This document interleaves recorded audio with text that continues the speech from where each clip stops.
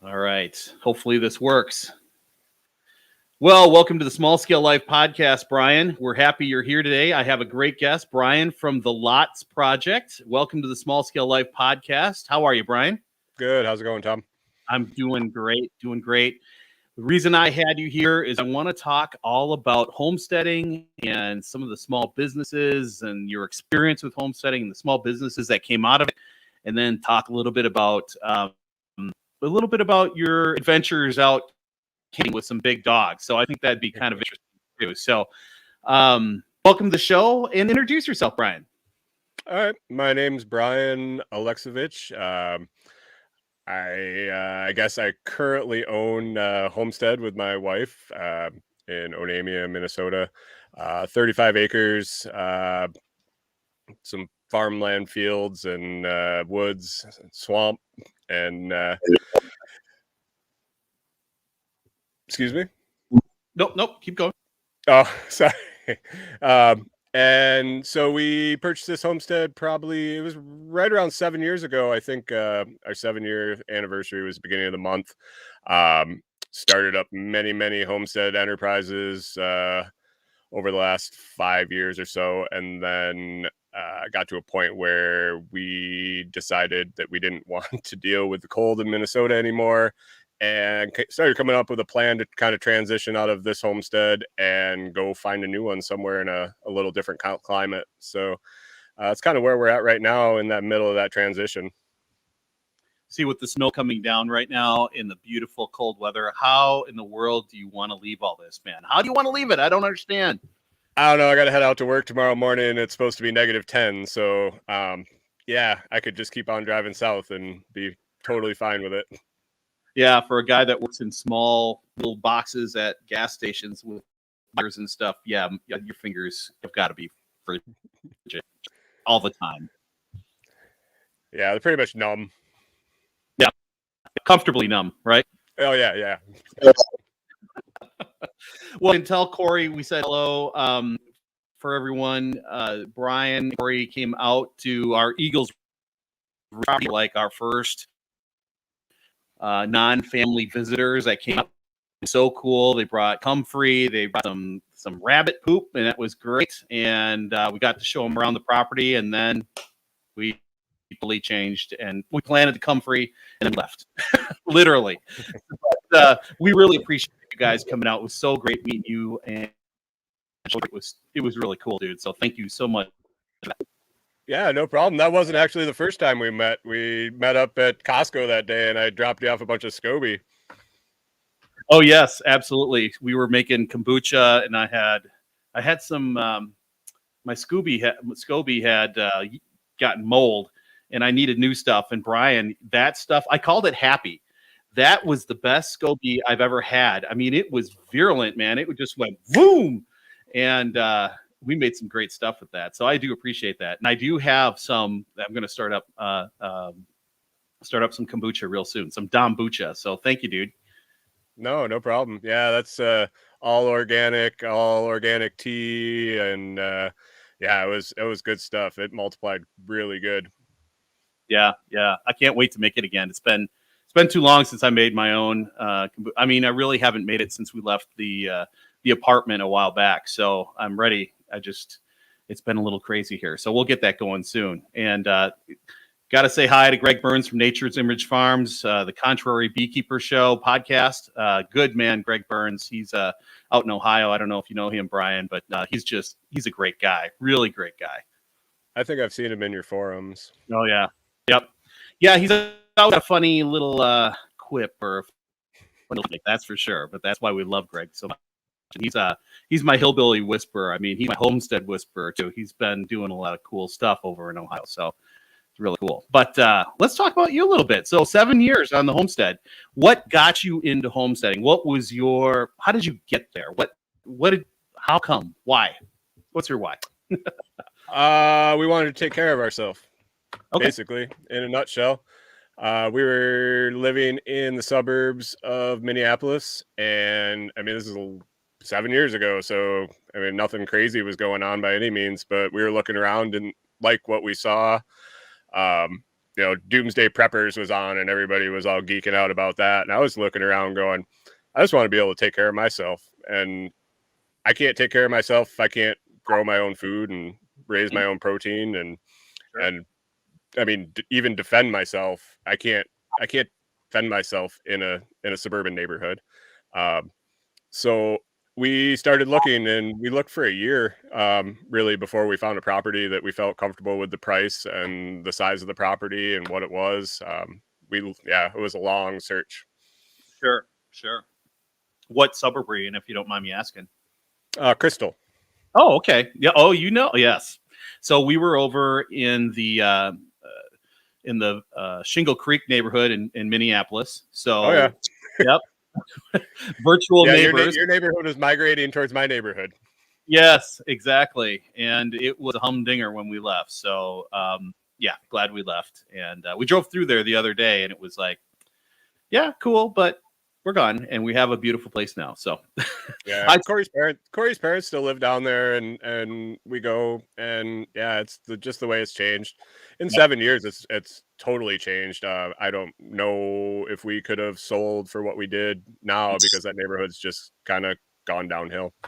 Well, believe it or not, the average home price in the Twin Cities is $350,000. So those neighborhoods in the north side are extremely they're in a lot of demand. And when we sold last year, we had 30 showings, 17 offers. It was ridiculous, and we got a lot over the asking price just because there's no affordable housing in the cities. So I'm sure it's the same way in that neighborhood now, believe it or not. So you'd be surprised how much those properties are selling for. Hopefully you got all that. Yep.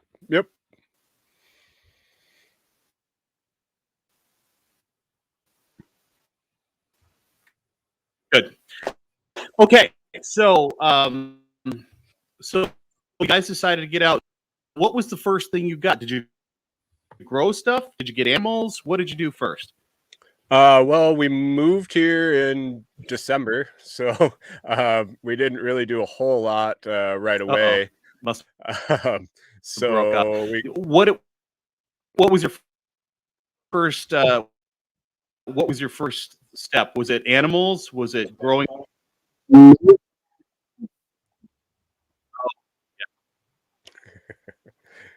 Yeah, I'm losing you. No, go ahead.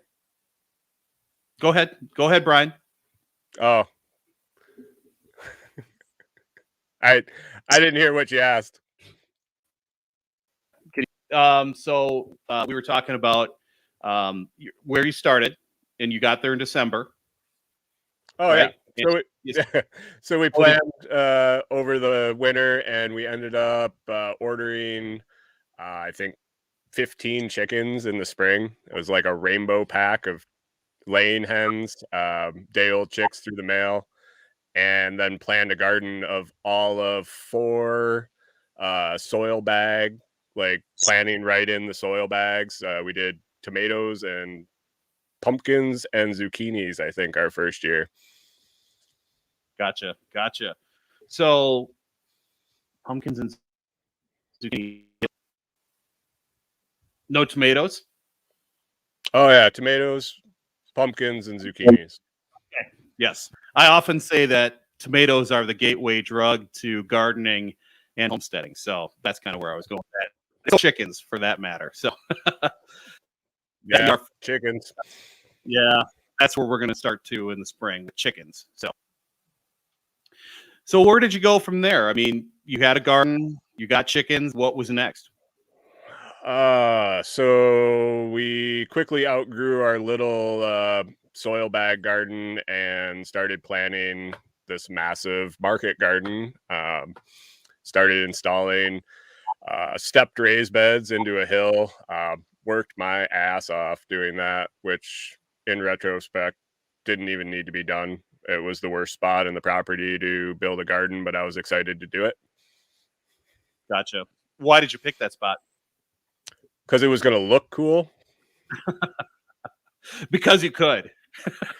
it was great. It was perfect for raised beds, and it was like a sloped hill, and I could step them in and grade them out. It was, just a DIYer's wet dream, and yeah, it didn't need to be done. It was the wrong spot to put a garden, Oh, oh, but so you go yeah, with it. yeah, right. You're building your own soil and your own compost, all that kind of stuff? Yep, yep. Using the chicken clean out and then hauled in black dirt. Probably, I think over the whole period, probably 3 dump trucks full of black dirt we purchased, and then mixed in with our compost we made on site. I mean, eventually we ended up with rabbits too, so that kind of added to all the compost making. Wow. Yeah, I mean, sounds similar to what kind of the path we're about to go down. So, were you going to do like the Curtis Stone thing and have your market garden and sell all your veggies, make $1 million that way? Well, we were gonna produce for ourselves as much as we could and then try to sell the excess, whatever that excess turned out to be.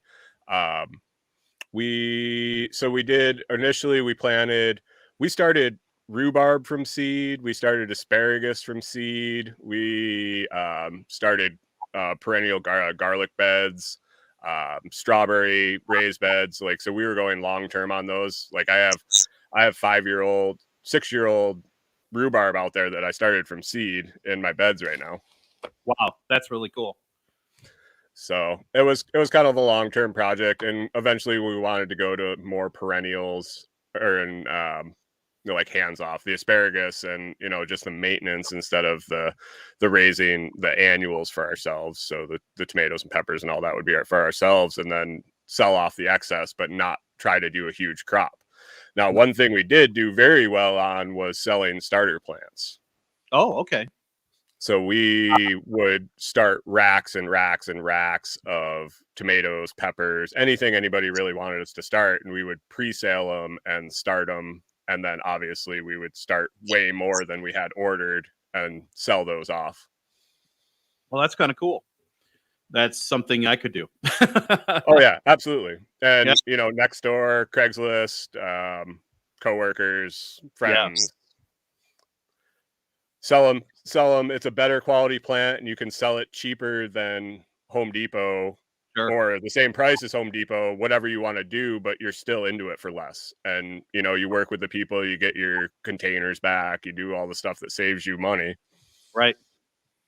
Yeah, my brother-in-law was saying there's a couple of his friends that they have their own little plant business side hustle down in Minneapolis, and they're selling more exotic type plants, and they're actually doing all right with it. So that's kind of interesting. Yeah, I would always offer a bunch of different peppers, a bunch of different hot peppers, and then bell peppers, different types of bell peppers, like the chocolates and all that stuff, and the different heirloom tomatoes, and I would just make a sheet about this time of year with what I was going to offer, and then just start handing them out people's works and anywhere, leaving them places, gas stations, whatever, with all the contact information, and you pre-order the plants, and I start them and raise them and sell them to you. Gone. Yeah. And in your farmhouse, you had space for a large, small scale operation, plant growing operation. Yeah, we did them on 2x4, like tough racks, Yep. like garden storage. Yeah, I mean, it's Corey and I and the 3 dogs in a 1,500 square foot farmhouse. So we have plenty of room. We've had whole rooms in our house dedicated to aquaponics or hydroponics, microgreen grow systems, and plant starting systems. And Holy cow! yeah, it wasn't a big deal for us to move into a camper. We've really lived in a couple rooms of the house and you utilize the rest for the farm business. Wow, that's cool. Yeah, we're looking at our farmhouse going, okay, we want to add a little more space so we have family coming out instead of people bodies all over the place, have more room. And then like Julie asked me the other day, she's like, okay, you're going to want to start your seed soon. I'm like, yeah, where are we going to put that? I'm not sure yet. We'll figure that out. So yeah, and chicks are going to want to be warm when you bring them home. I mean, it's doable in the barn. I know a ton of people that do it. I kept it in my living room. in a one of the water troughs, the Yep. like 4x2 water troughs. Right. Right. So yeah, I ran a commercial size incubator in my living room with quail and chicken hatching and sold off baby chicks. And I don't know if our cat would appreciate. Well, she might really appreciate that. It'd be like free food for her, you know. oh, the dogs love to babysit them. Our old German Shepherd, he would sit and watch the chicks and babysit them. And then Walter, he loved just going and checking on them, sticking his big head in there and just looking at them. Yeah. I will love them. I will hug them. I will take care of them. Yep, Yeah. little baby Huey.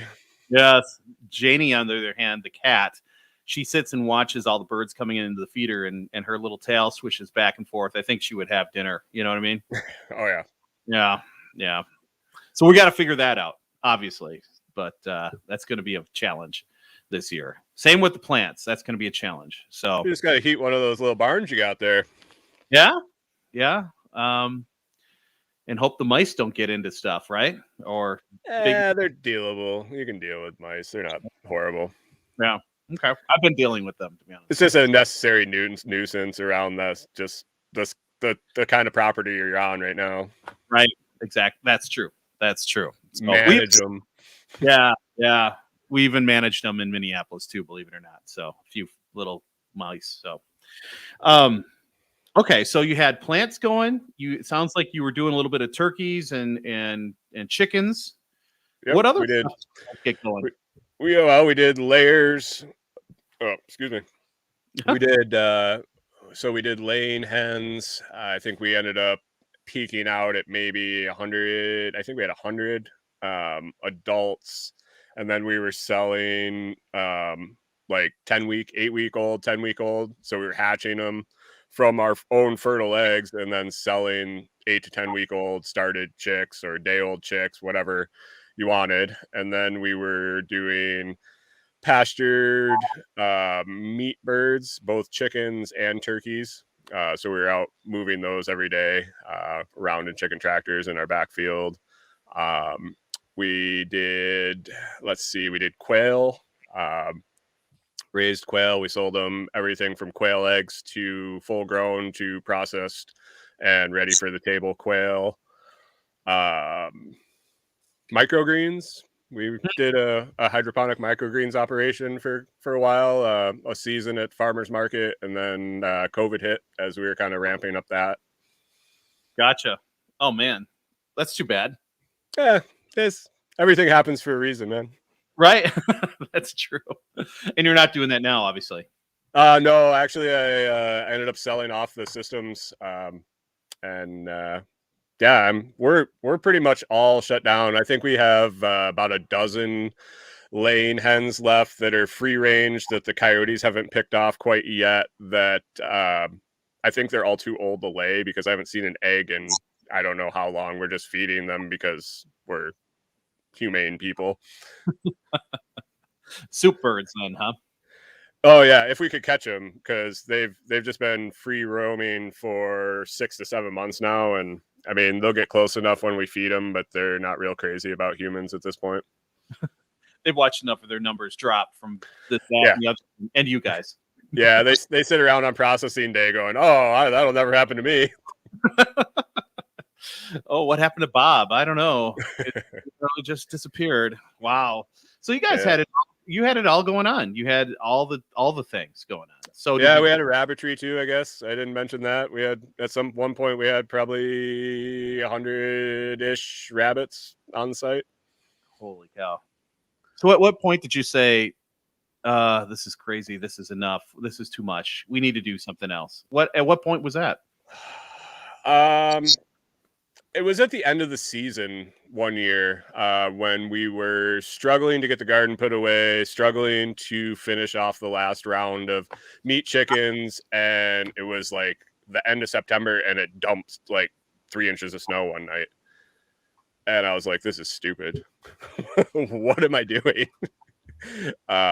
So we kind of had a frank discussion between the two of us, and Corey's lived in Minnesota her whole life. She's traveled a little bit here and there. I grew up in New York. I've traveled a bit, but not a ton. You can always travel more in this country. It's huge.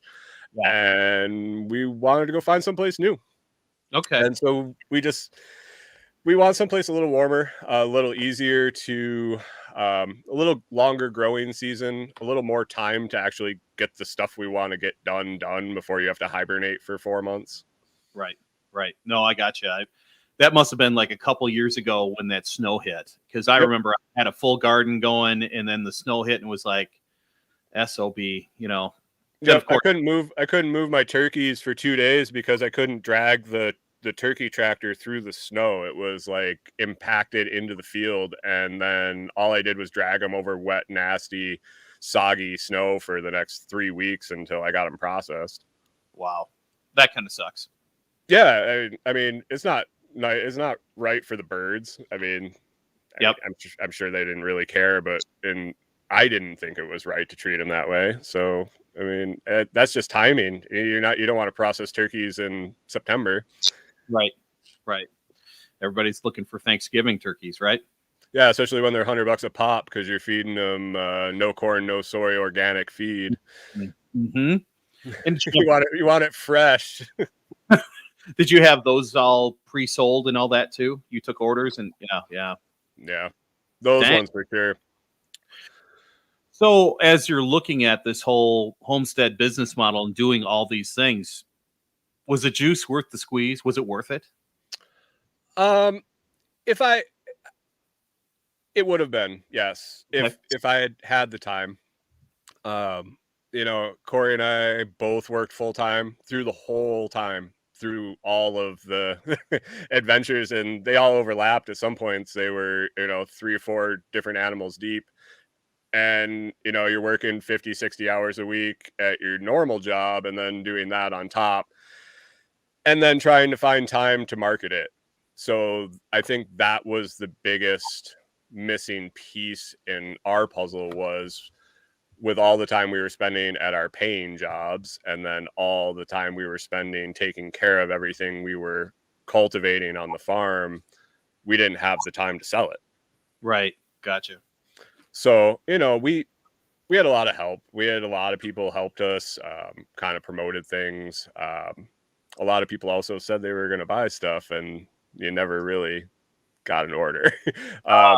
So, I mean, it's my fault. I mean, I didn't market the product good enough. So, I think that's where we were lacking, is in the time.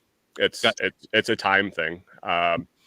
If you build your customer base as you're building your amount of product available, I think it'd be totally doable. But to do the scale we needed to do to get away from having to do the paying job, even for one of us, we didn't have the time to make it all work. Right. Yep. Yeah. And it seems like you were really scaling up, and then it was like epiphany. Okay, time for something else. Well, we just kind of realized the magnitude of what you'd have to do in such a short period of time to last you the whole year. I mean, yeah, you could do something else in the winter, but to make that transition, to make that leap to replace 2 full-time incomes or even 1 full-time income, it was a lot. And to jam it all into, from May to September. Yeah. Yep. Plus have enough to cover benefits or medical expenses, that kind of thing. Yeah, absolutely. Yep. Gotcha. And the microgreens done inside in a hydroponic system, that might have been a path, but yep. Yeah, we actually had a couple meetings with restaurants, and they loved the product. I was going to sell them actually live trays of microgreens grown on jute mat and take them to them so they were still growing, so they could actually harvest them as they were using them. And I had a couple chefs that just were in love with it, and then everything closed. Oh yeah. So I couldn't afford to run it and not sell it because I didn't have any customers to sell it to. So I wasn't able to pivot quick enough to make it work. Yeah. Gotcha. Totally get you. Yeah. As opposed to, say, my friend Michael Bell, who's got his little market garden down in Dallas where it's warm. Right. And he's got customers lined up. He's got a lot of vegans, and he's in the Dallas area, so he's got a huge customer base potentially, or even in a suburb, he's got a huge customer base as opposed to the boondocks, right? Yeah, and I mean, I set up a whole program. I was going to do delivery route once, twice a week. I advertised the crap out of it. Home delivery once a week of microgreens, bulk price. I targeted like retirement homes, like the nurses at the retirement homes, not the employees, office buildings, private residents. And I just couldn't get enough bite to make the gas and the time worth it, because I was going to have to take a day off of my paying job to make that trip. Gotcha. So, Then another, I guess, quote unquote, warm weather or warm building market you were trying to develop was kombucha, Scoby, some of that stuff too. Yep. We sold that. Got a couple of hits on that. I mean, I didn't push that real hard. That was kind of more, we were making that for ourselves and selling the byproducts basically. So Right. It was, I didn't really have enough production to push it too hard. So, I threw it on Facebook and on Craigslist and got a couple hits here and there. Oh, that's good. And then, like I said, it was really good stuff. So Yeah. Willie, it's very happy. Yep. And I think actually the best thing we ended up doing, the best product we had on the farm, and actually it was right till the very end, it was the last thing I've actually sold here, was the comfrey root cuttings, and selling them through the mail. And I think that was strictly because I listed it as shipping once a week. I would take orders all week up until Sunday morning, and then I would process them all on Sunday afternoon, drop them in the mail on Monday, and then do the same thing. And I had orders every week from the time the ground thawed until the time I shut it off in September. And Wow. It was great. Yeah. But that was 5 years in the making, 4 years in the making, that I've been growing all the comfrey plants to get them strong enough to have that root system, because I double dug probably 10% of my plants. So I dug almost all my plants this year and double dug 10% had grown back enough to harvest again. Wow. How many plants did you have? 140, I think. It must have been a field of comfrey. Yeah, I got one up in the original garden. I started on that hill, that was useless and the wrong place to do it. And then the rest of it is in a field along the edge of our backfield, like actually where our garden should have been. Oh, okay. Yeah, I mean, we planted, I think we had 8 plants going from you at Eagles Ridge, and then we bought this place, and it was a drought year. I mean, it was still growing when we sold the property, but I don't know how it's done now. I don't know what the new owners have done, and It won't matter. It'll be there forever. you can't kill the stuff. Yeah. You literally can chop it off the ground, and 4 days later, there's a huge leaf coming out of it again.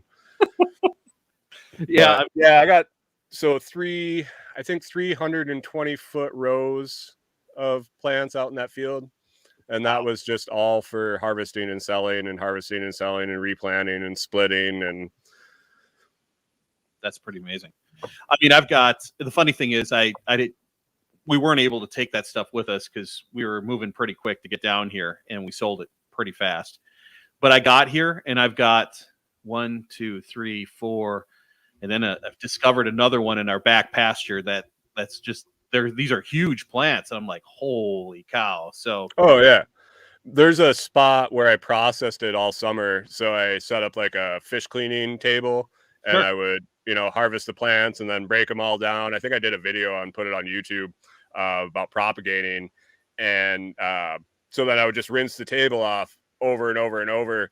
And Corey and I were walking past it the other day in like October, and there was this huge comfrey plant just started from the roots that had washed off the table. Like I hadn't planted them or dug them in or anything. It was just washing them off the table and laying in the soil, and this huge plant established. Wow. And that was over like, 3 months, 4 months, maybe. Right. And, when I found this plant, I was clearing that pasture back there because she had sheep and there's all kind of junk growing up. But then I looked at this plant. I'm like, holy crap, that's comfrey. And I left it. And then a deer found it. But it's going to come back. There's no question about it. So They'll only eat it if they need it. yeah. Yeah. I think it was a bug. They'll start splitting them and it'll multiply like crazy. And then the deer will leave it alone. They'll only get into it if they're feeling a little injured or they won't mow it down. Okay. Gotcha. Okay. Dang. Well, comfrey is a good way to go, sounds like to me. Oh, I know. absolutely. Yeah. That's another couple of revenue streams we had. Corey would make comfrey salve. Yep. And we sold dried comfrey leaves. We sold root cuttings.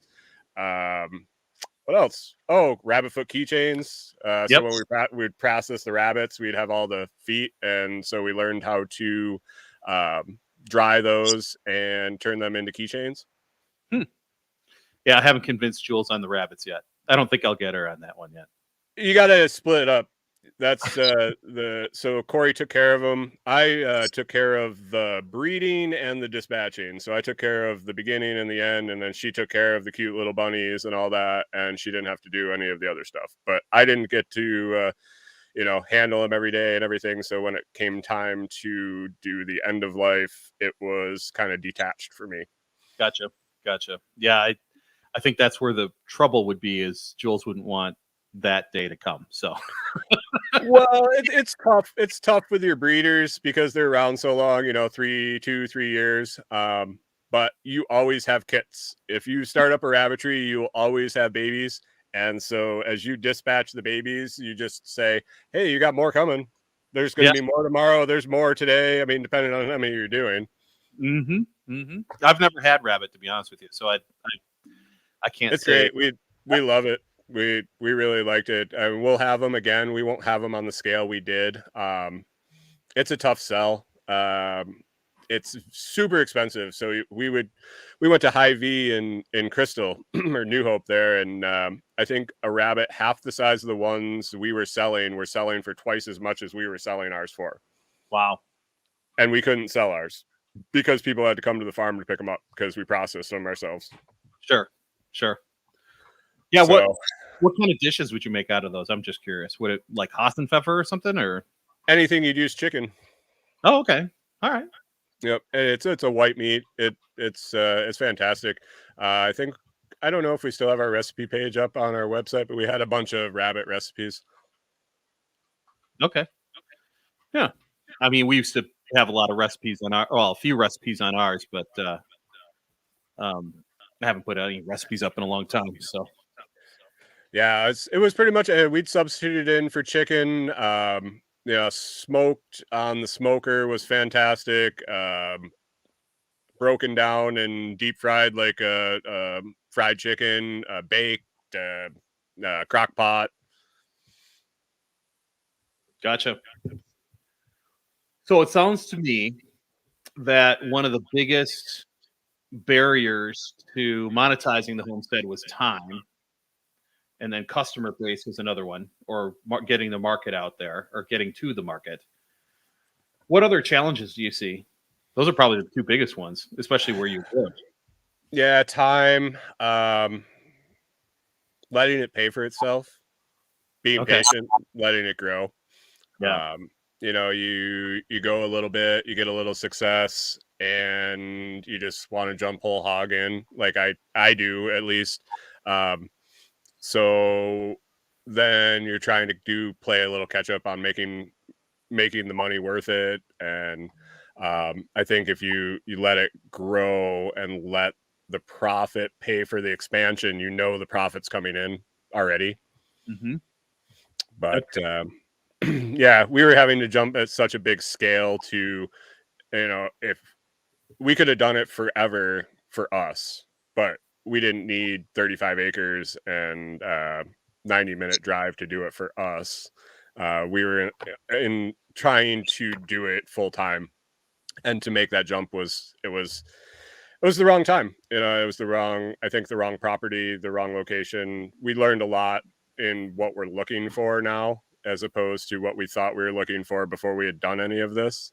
Sure. The layout was already set here. Not how I would have done it. So, Sure. you're working with other people's mistakes already. I'm laughing because I feel that pain. I know I've got a house that's 1900s, and part of that is probably an extension that's in the 50s or so, maybe 40s or 30s.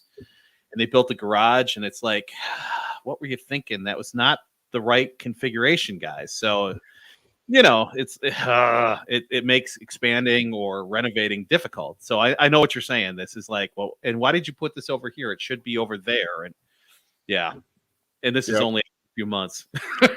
Why did you put the chicken coop at the bottom of the hill where all the water runs and drains out in the spring, and all the snow melt runs into the chicken coop and floods it? Yeah, I'm gonna have that issue. Then why didn't you elevate it? It could have been above any of the water that's coming through, but no, it's or at the top of any hill on all three sides of where it's located. Yes, right? Exactly. Yeah. I mean, the things you learn when you step back and look at, and you're sitting there with a sump pump trying to pump out your chicken coop, and you go, how could I have prevented this situation? How could I have not done stupid with zeros on it, right? Yeah, it is what it is. I mean, it's the whole experience, the whole 7 years, I would never trade it in for anything. I think it's just going to be completely invaluable when we actually end up landing someplace that we're hoping to find raw land and be able to develop ourselves and not make the stupid mistakes that we didn't want to make here. Right. What we bought our homestead already, so we're here. But there's other people I know that are starting to look or want to jump into it. I mean, there was like an exodus out of the cities. I think it's still going to happen, especially where you can work from home now and you can be in a rural spot. What are some tips that you have, or that just from your experience there? Really, I mean, it depends on what you're looking to do. If you're looking to run like a commercial operation, Sure. and make money homesteading, I would really look at proximity to a market. Like we joked after about the first year we were here and said, everything's an hour from us. Yeah. Everything. Brainerd's an hour from us. St. Cloud's an hour from us. Elk River's an hour from us. Cambridge is an hour from us. It's the drive and the fuel and the time to go sell things, and then the extra marketing to get someone to come to you. And we're drawing from those smaller cities. If I wanted to get into like the Minneapolis market to get people to drive 90 miles, it's a tough sell. And you're charging city prices for somebody to drive 90 miles to come and get the same product. Yeah. Yep. So Gotcha. Location, infrastructure is great if it's the right infrastructure. Really evaluate how things are set up and why they were set up that way. If you're buying a horse farm to try to raise chickens, I mean, like my property it was an old school farm. They did hogs, they did other, they did field crops and whatnot. They weren't set up to be a small multi-product homestead. Gotcha. So, I mean, you can make it work, but really evaluate what you want to do and how it's set up, because it just makes things easier if it's more conducive to what you want to do. But that being said, what's available is what's available. Right. And size wise, I mean, you got 35 acres. I'm on 10. Amy Dingman's on 5. Greg Burns, he was on 15. We're targeting 5 to 15 now. Okay. Yeah, there you go. And that, like, I could have done. So our next venture was going to be hogs, and we have like an ideal setup for pastured and forest raised hogs in our backfield. It's kind of a long, narrow field, about 10 acres, and then there's a strip next to it that's probably another 5 acres of woods where you could just paddock out into the field and then down into the woods, back and forth all the way down the field. Like ideal, perfect setup would have been for hogs, but again, the season's so short and the way it's sloped, it would be a muddy mess for, the majority of the spring and the majority of the fall. And so we never got there, and it was probably a good thing because I would have been miserable. Yeah, I hear you.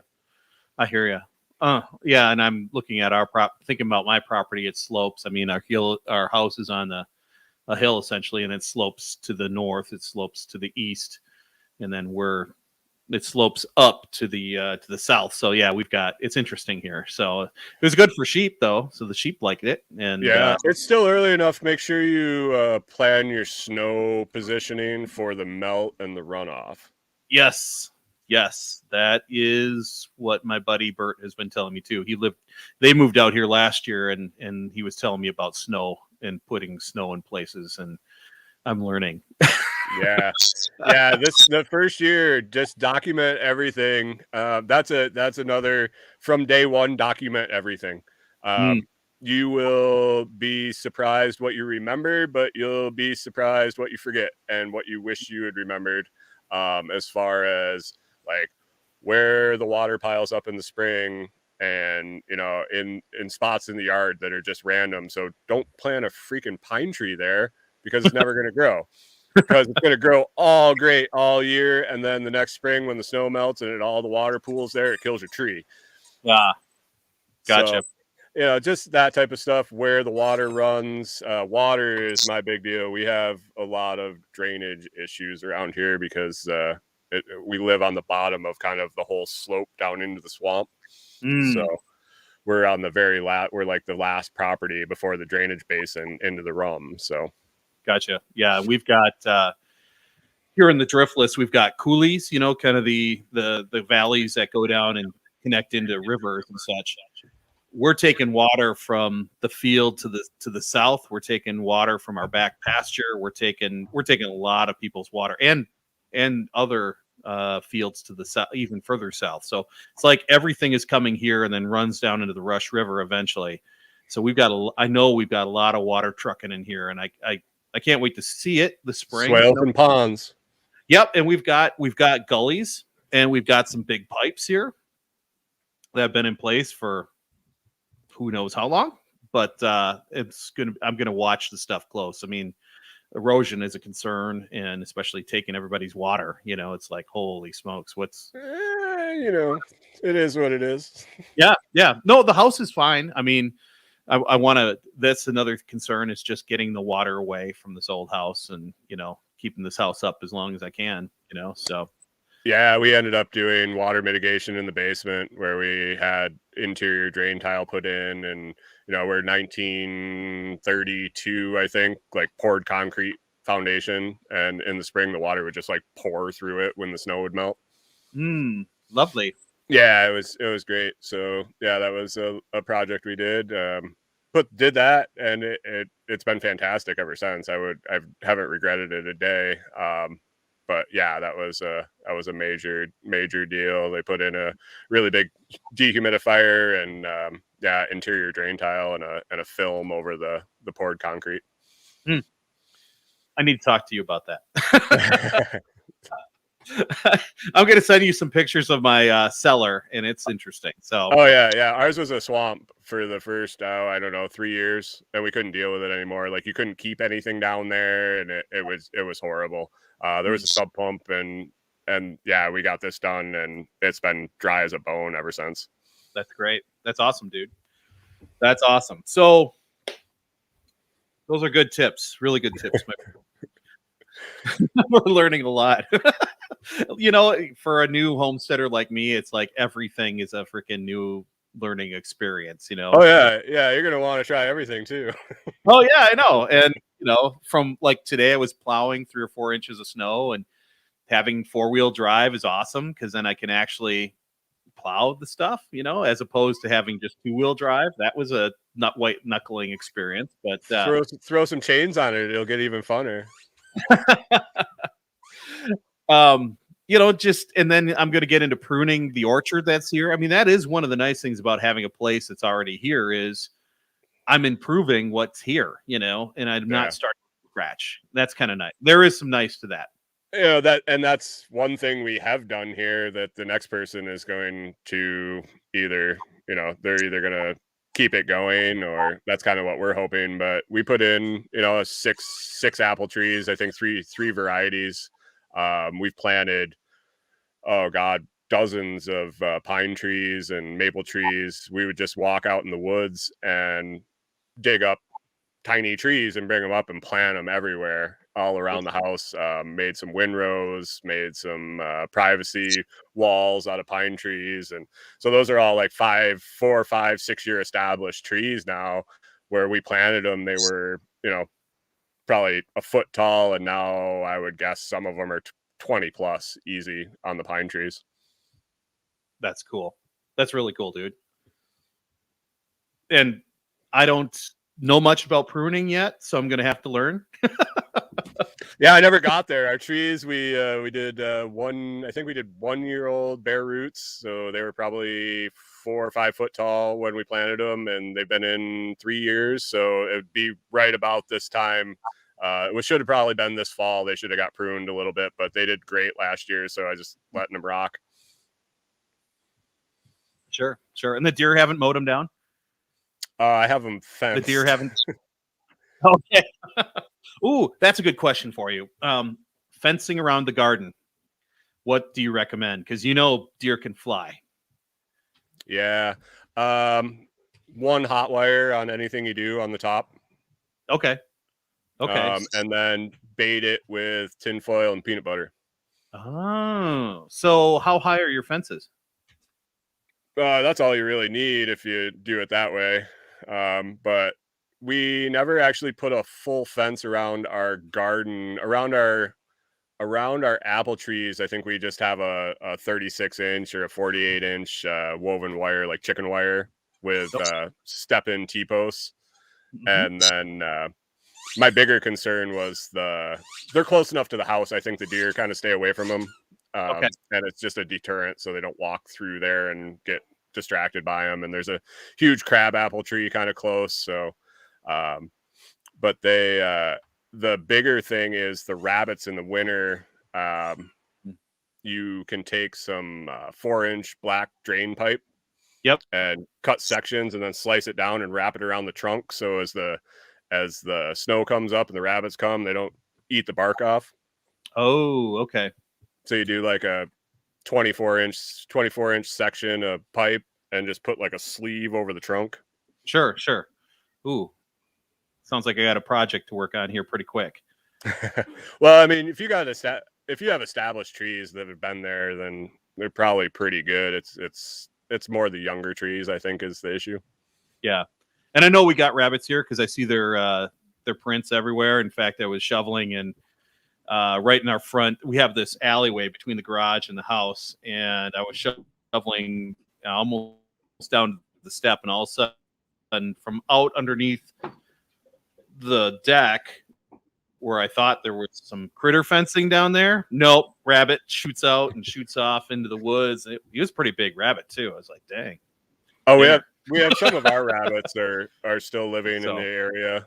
We had a whole litter get loose, and we were never able to catch them, of our meat rabbits, and a lot of them survived. Every once in a while, we'll see like a black rabbit just like shooting across the yard. That was one of ours. Oh wow, that's crazy, dude. It's kind of cool though. Yeah, they go down and eat with the chickens. Like we feed the chickens in a bowl, and we'll go down there. There'll be rabbits sitting in the chicken food bowl eating with the chickens, and nature will find a way, right? I think that was Jurassic pretty much. So as you look towards the future, you guys are going to talk about getting on the road and such. You had an adventure recently. You went boondocking out to Pacific Northwest. Tell us about that adventure a little bit. Yeah. So our plans right now are to sell this homestead and hit the road for, we've kind of committed to each other to do it at least a year, travel around and kind of check out the country. So our maiden voyage after retrofitting our camper to completely boondock off grid, like put in solar and composting toilet and a wood stove and all sorts of fun stuff. Our maiden voyage was supposed to be out to Seattle area to go to Squatch Fest with Brian Norton. I'm a member of his coffee club. Got chatting with him. Guy's got phenomenal customer service. He was throwing this event, and it was kind of lining up with when we wanted to take off. And so we made it a target, and we bought tickets. We got the camper done in time to take off. Unfortunately, we didn't have time to get the homestead ready or get it sold, so we ended up having to come back. But yeah, we took a 2-week trip out and kind of put the camper through its paces, and we traveled every day, which isn't what we want to do going forward. We want to go spot to spot and stay for 4 or 5 days or 2 weeks or whatever. But yeah, it was a great test run for all the systems we installed in the camper. Yeah, that's cool. And I was watching some of your videos of you outfitting the camper, and it's like, dang, that looks actually kind of easy, and the trip looked a lot of fun. Yeah. Sometimes when I get on these projects, I swear a lot. I mean, a lot, and it's a struggle. I'm not a mechanic, or I'm not there's things I'm good at, and there's things I'm not so good at, and I'm learning. Yeah, I'm learning how to edit video. I got I have a stack of video to go through from all the projects I did. I ended up I started editing a bunch, and at the end of a couple of them, I took a whole week off of work to kind of get caught up, and basically was to install the solar system and the wood stove. I took a solid week off of work, and I put in like 60, 70 hours into those 2 projects that week and filmed them all and everything. But I wasn't doing audio because I was just kind of working away and filming everything. And I was like, oh, I'll just edit it all in at the end. And yeah, that's a freaking nightmare. So the last, towards the end of the whole project, it was shooting videos and just going for it. No script, just rock and roll and spit it out and throw the video out there. So that was a hell of a lot easier. And so now I have this pile of video from all those installs inside the camper to try to piece together. And I'm finding, I didn't quite get a good shot of that. How am I going to explain that in a voiceover? And it's a mess. No, I get that. I've got tons of videos that I've got, and I find that it's just do it and post it. Going back to thing is a pain. Yeah, it's going to be a long winter doing it. It's like Saturday and Sunday morning coffee stuff. I sit down and I just look at it, and I'm like, oh my God. And, it's not like it was an afternoon project. I mean, the solar project alone, from the time I started speccing it out to ordering the stuff to putting it in, was like a 9-month project. Wow. It was unreal. It was a lot of work. But I didn't want someone else to do it, and I wanted to know how it worked, how it was installed, how it was wired, everything from the design to the ordering to the installation to flipping the switch. Yeah, and again, my friend Michael Bell, he's got his little farm in the Dallas area, and he doesn't have power out there, so he's been fiddling with solar, and I think he's got a generator, but he would really benefit from something like that. He's got a little shed down there that is kind of his, using my air quotes, cabin, and I'm sure he would benefit from something like that too. I'll share those videos with him, because I think he would get a lot out of them. So that's good. Yeah, stuff. I mean, actually, as part of the Lots project, once we take off, I'm going to be looking for places to go and help people do stuff. So might be worth a visit down to Dallas and help him set something up. Oh yeah, he's a real good guy, and he's been on the show a lot, and I think he would love it. And I'm gonna try to get down there this year too in March, so I can't wait to get to shake his hand and go see it.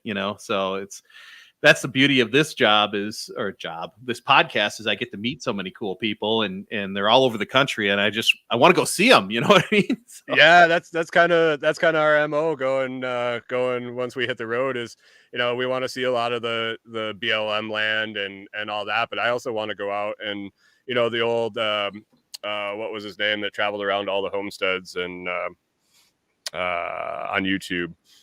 I can't think of his name, but yeah, kind of travel around and document all the different stuff people are doing, help them out with issues if they have issues, or maybe they just need a hand putting a fence in or something, and see what everybody's doing and get more ideas for once I actually settle down and build my final destination, I guess. Right. So one thing you didn't talk about, and some folks might not know this about you and Corey, but you have 3 fur babies. And when I say fur babies, we're talking some big ass dogs. Yeah, we got 2 St. Bernards and a St. Bernard Great Dane mix. Walter's our oldest. He just turned 2. He's I think he's about 150 pounds, and then Norman is the other St. Bernard. He's already outpacing his brother. He's a year old, and I think he's probably pushing more like 160 now. And then the Dane Bernard mix is around 130, and he's also a year old. Those are huge, dude.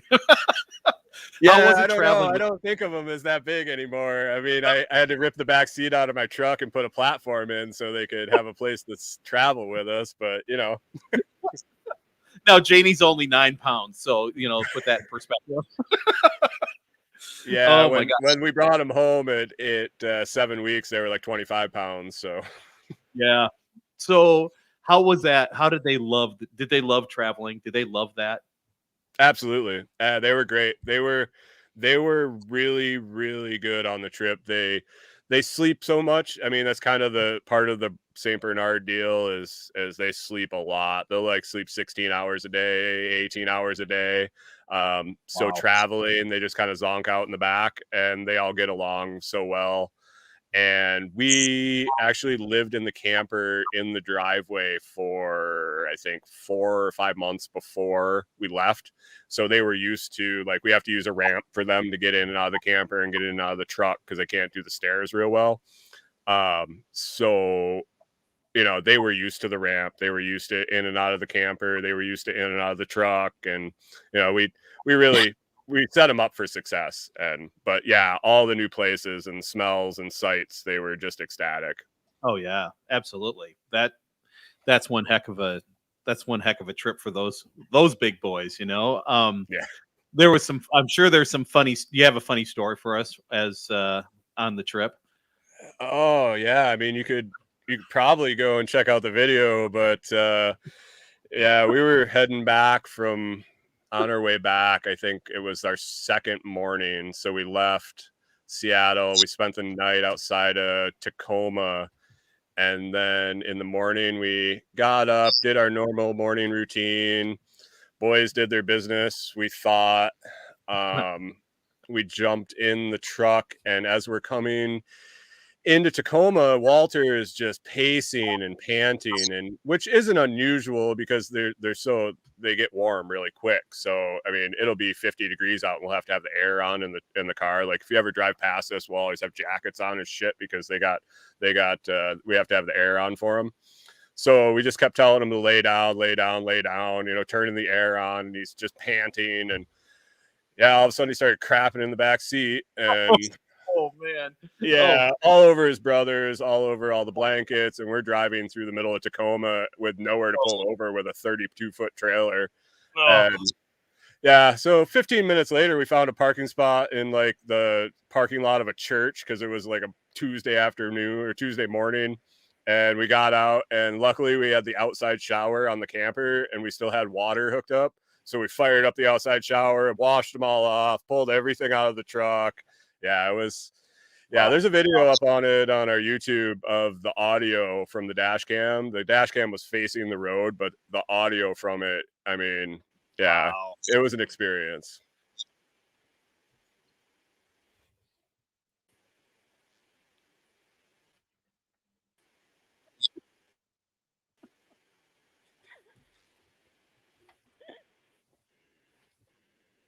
That's awesome. I'll have a link into it in the show notes too, because I remember reading the Instagram on that. I was just going, oh my God, no. Yeah, and what are you gonna do? I mean, we just laughed about it the whole time. I mean, I was Uh-oh. gagging like crazy. I remember watching yep, here I come. I'm trying to get you, man. Do you hear me? You got me? Yep. Yeah, I was just laughing because yep, exactly.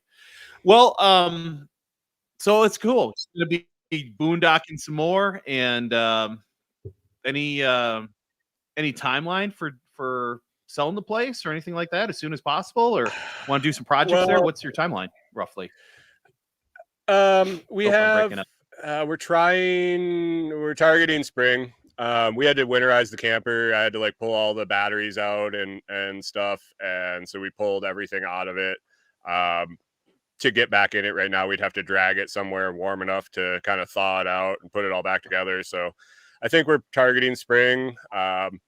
I got a bunch of stuff I'm working on over the winter, videos, and finally going to get a podcast going. Nice. Also have, a little project I'm doing with some people. And I think we're going to try to target possibly Float Fest in the spring. I think it's the end of April, beginning of May, down in Texas. It's Cool. it's a goal. If we make it, I'm not sure. It's probably going to depend a lot on the weather. So, and Corey's on an absolute agreement about this lots project, in going RVing and bouncing around and traveling. Cool. With it, she's more of a proponent of it than I am, I think. Wow. Okay. Our friend Amy was wondering. She was wondering if Corey was in all in or not. So. Oh, definitely. Cool. She actually moved into the camper first. Oh, wow. Okay. Maybe she just want to get away from you for a little bit, man. That is a distinct possibility. So, she also asked this question. If someone wanted to go off grid in an RV, what would be your one warning or caution? That's from Amy. Ooh. Warning or caution? Be ready to spend some money if you actually want to get off grid. Yeah. Nothing's cheap. No. Yeah. Realizing, really looking into how much water you use and how much electricity you use, and having to size a system, and then also factor in weight. If you're looking to go completely like what we're doing, selling everything, we're having to pare down everything we own into under a weight restriction with the camper and the truck. So that's minimizing your life and being ready to do that, because as a homesteader, you have a lot of crap, and you'll get more, and you just accumulate crap because that's what you need to do the stuff you do. And getting rid of all that crap is interesting process, but it's freeing. Mm-hmm. So how about your kombucha or any, like, some of the stuff you like to do? You're not going to be able to do that on the road, are you? Kombucha's on hold. It's too much water, too much weight, and too much space. It's a skill I've acquired, so once we land somewhere, we'll probably start it again. Mead is the same way. I'm sure I'll run across some honey here or there, or I'll always have yeast with me and at least a jar or two to where I could throw a batch of mead together if I find the right honey or talk to the right people, or just have an occasion to do it. But yeah, it's a lot of really determining what really makes you happy. That's pretty cool. That's pretty profound, actually. So, I mean, I lived out in the camper for 4 months, and I didn't really move in. And Corey was worried about that. She thought I was going to back out on taking off or something, but I was actually just trying to figure out what I actually needed, and I didn't need much. And then I moved into the camper for our trip, and we took our trip out to Seattle and back, and I realized I need even less. And the woman sitting next to me, that makes me the happiest that I ever need. And, you know, give me a laptop and a few books and I'm good to go.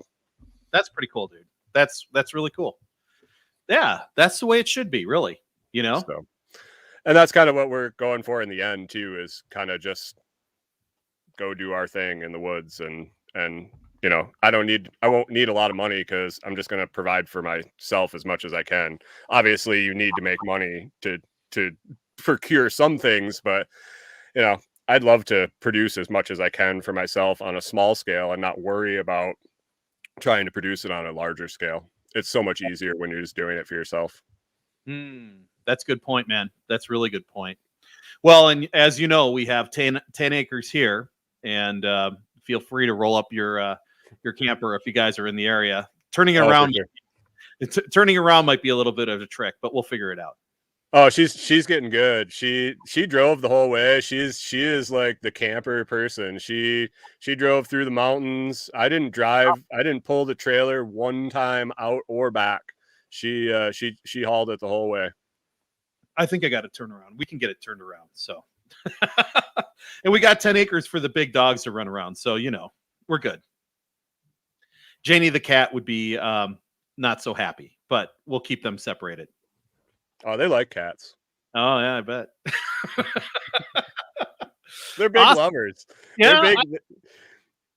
If you're that big, you got to be a big lover. You know what I mean?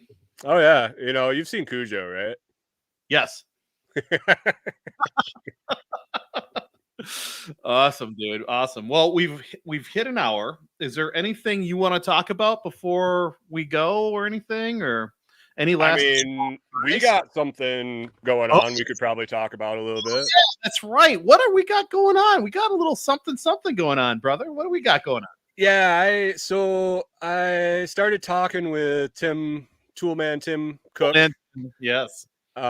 We got talking. I was posting stuff about my my camper. We kind of interacted a little bit. Ended up going on his podcast, and you know, we were sitting there shooting the shit on like a test run, and kind of like we this, talking about collaborations. And I was like, I listen to Jack Spirko. I listen to Survival Podcast every day, and so I listened to their Unloose the Goose podcast, and I kind of like that round table and the different points of view. And I was like, Tim, we should do something like that. We should just talk about whatever, you know.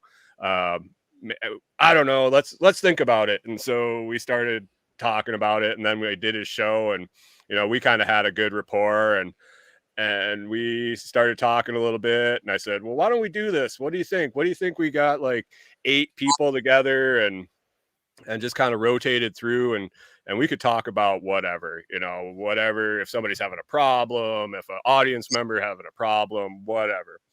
So we started shooting out names around, and we contacted you, Amy, Hawkins, and Buddy, and Ken, and yeah, Letty. We kind of put it together. Oh, Letty also. Yep. And so we put it together, and so we started kind of chatting about that, and came up with a catchy little name, the Fireside Freedom Podcast. And yeah, a couple weeks, like 2 weeks. 2 weeks from January 11th, 2021, 2022. Yeah, if you're listening to this from the future, you probably already missed the debut. That's right. And what's wrong with you? You should have known. But so, check us out. t.me.fireside freedom, I think is our link. But I'm sure Tom will have all the links in the show notes. Yeah, the Telegram chat has been rocking. We've got a good crew. Everybody, it's really kind of fun to just have open conversation with people, and I think we all bring a little different perspective. Some of us are in the East Coast, some of us are in Canada, a lot of us are in Minnesota and Wisconsin, and there's nothing really like that. I mean, sure, we've got Jack and we've got Nicole and that southern thing going on, and they're established homesteaders and podcasters. We're like the renegades or something, man. We're just a little different. Well, I mean, it's just people that are, you know, I mean, Jack never claims to do everything right, but you know, I know I don't do half the shit right. So I'm willing to tell you why I messed it up and why you shouldn't mess it up too. And just giving that advice from both sides, and all the different perspectives. Like, I'm an anarchist, I'm a voluntarist. I, I'm about as gray market and black market as it gets. So um so I mean, that brings a way different perspective than a lot of different other people, Right. Right. and I've got 7 years. I'm shutting mine down. I've built a bunch of stuff that was successful and a bunch of stuff that failed. You're just starting out. Yep. You did your gardening in the smaller scale, but you're just starting out on the homesteading. So you Right. bring all that urban steading to the Yes. picture. Right. Yep. We're brand new, and I mean, just plowing snow is I shoveled and snowblowed stuff, but now I'm actually got a plow truck and I'm pushing snow. I mean, everything is new, so everything is a learning experience. And Hey, you got a guy that just did it all day yesterday that you're going to be on a podcast with. So right, it's awesome. So we're gonna have lots of fun. It's gonna be great. And we got Amy Dingman from Yep. A Farmish Kind of Life. She's a great podcaster and writer, and she's done all the things. And Letty, she's from Chicago, right? And just jumping into things, and finally found a place up in Wisconsin, north of me. Hawkins, I don't know him very well, but it's going to be fun. And Ken, and then we've got Toolman Tim. Oh my gosh, that guy he's a machine for video. Yeah, he's a content creating machine. I know, crazy, isn't it? Yeah, and I strive to be like him. Me too. Be like Tim. That's kind of like next year. One of next year's goals is to be more like Tim. Yeah, totally. Right. And you've been on some podcasts lately, and you did Unloose the Goose. That's a big deal. Yeah, so, that was interesting. Yeah. But we're just a little different than Unloose the Goose, and that's totally cool, man. Yeah, I mean, it was the same format is about it. Yes. I was looking at the format. I really like the multiple point of views, looking at a single problem. And I think that we as a group, we kind of focused on the smaller set. I don't want to say we're not small people, we're all important, but we can focus on like a smaller issues.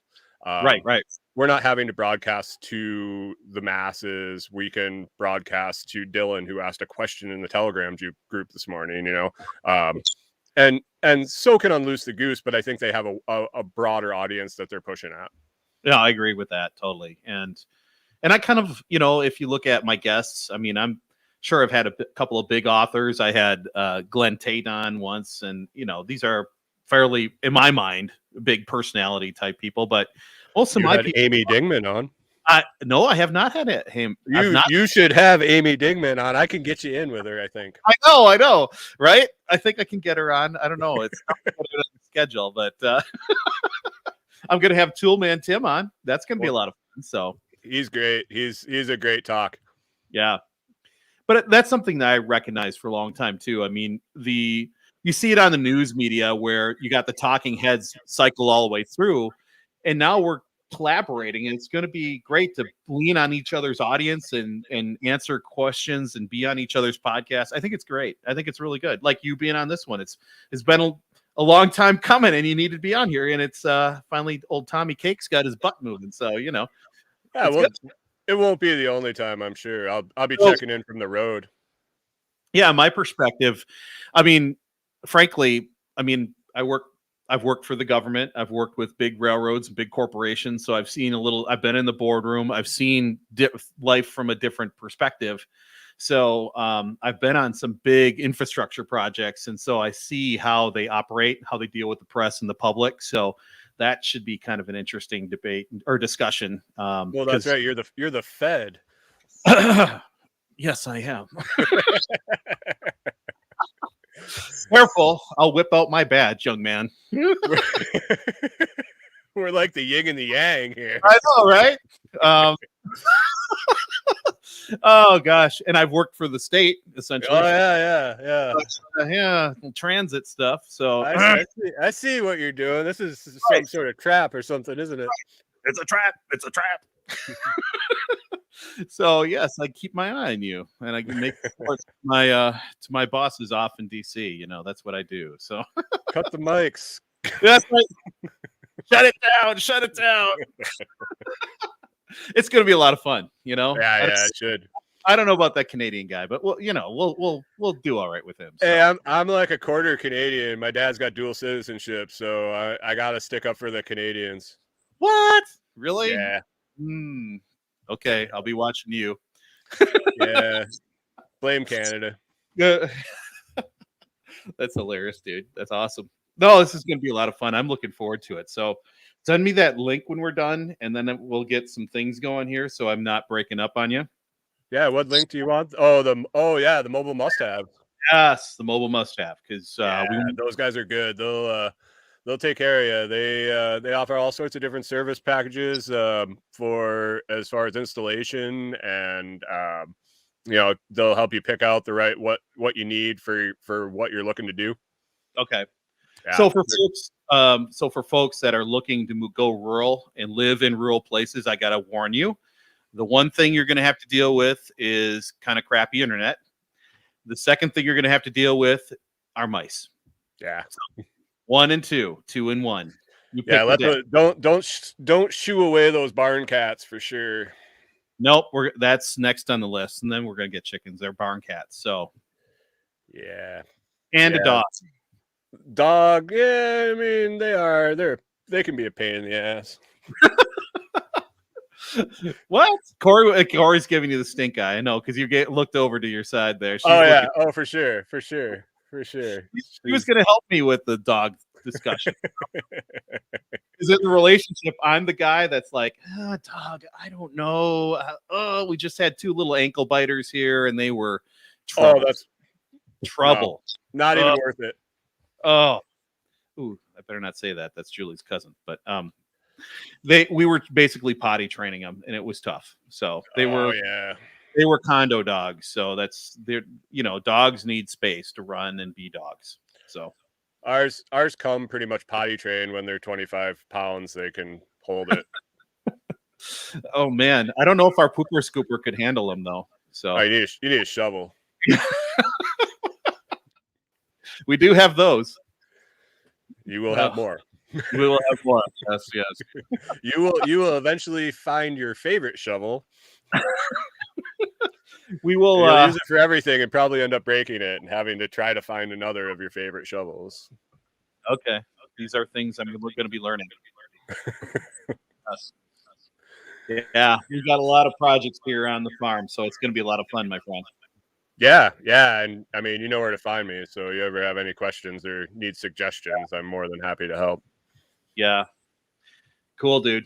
Well, I'm really excited for Fireside Freedom. Go check that out, everybody. YouTube, Fireside Freedom Podcast. I'll have a link in the show notes. We'll have a podcast and a YouTube and Odyssey. There's already a very thriving Fireside Freedom chat, and it's really a good group. I mean, really active group. And we'll just see where it goes. It's really exciting to be part of the team. So yeah, I threw it out there, and you guys all keep telling me I own this thing, and I think it's all of ours. It's kind of an amoeba. It's gonna do itself. Yep. No, I agree. And you were the brainchild and the guy that got her going, but we're all taking ownership. So it's gonna be a lot of fun. Yeah, I'm excited for it. It'll be a good time. Right. Well, I'm sure we'll be exploring some interesting topics. I hope so. I mean, I'm an open book, man. I've done everything from 10 years of hospitality, bartending to I ran the first commercial sized waste plastic to synthetic crude oil plant in the world.